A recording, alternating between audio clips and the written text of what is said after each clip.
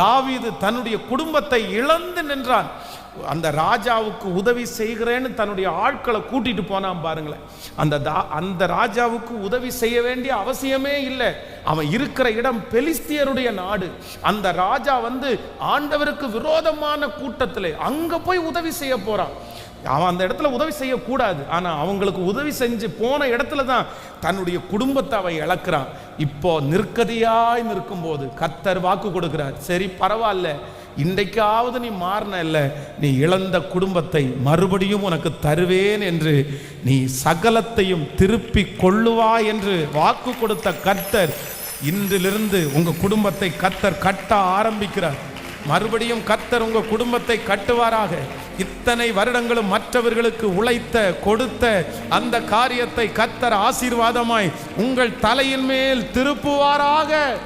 கைகளை உயர்த்தி எல்லாரும் சொல்ல